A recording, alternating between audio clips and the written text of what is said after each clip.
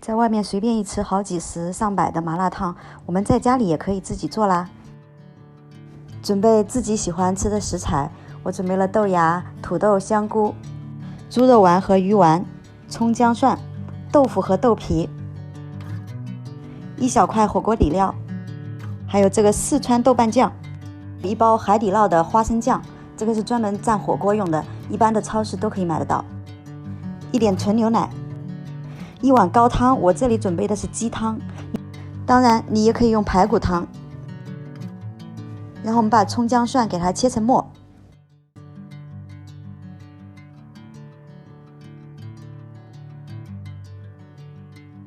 这个葱我们只要葱白的部分，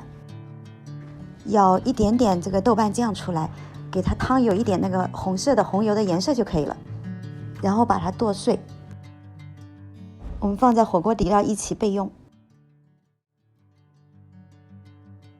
把土豆切成0.5厘米的薄片，香菇也切成片，豆腐切成小块。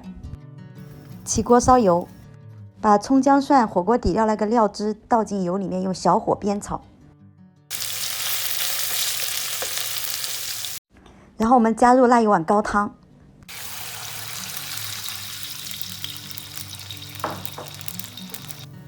煮开了之后，我们先放香菇和这个白玉菇。先放菇类是为了给这个汤提鲜，如果你准备的是其他的菌类，也是一样的道理。然后我们放入土豆，再次让它煮开，然后放入丸子，那个丸子本身就是熟的啊。豆腐放进去，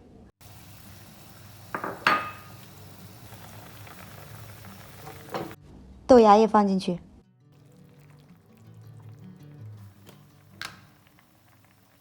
最后放这个最容易煮的豆皮。最重要的环节来了，我们放一点这个牛奶，放牛奶是为了中和这个麻辣烫的辣味。最后我们把海底捞的这个花生酱的蘸料放进去，这个放多少看你自己的喜好，但是牛奶一定不能放多啊，刚刚那个2瓶盖可能就是5克左右。我一会儿会把精确的食谱打在视频的后方。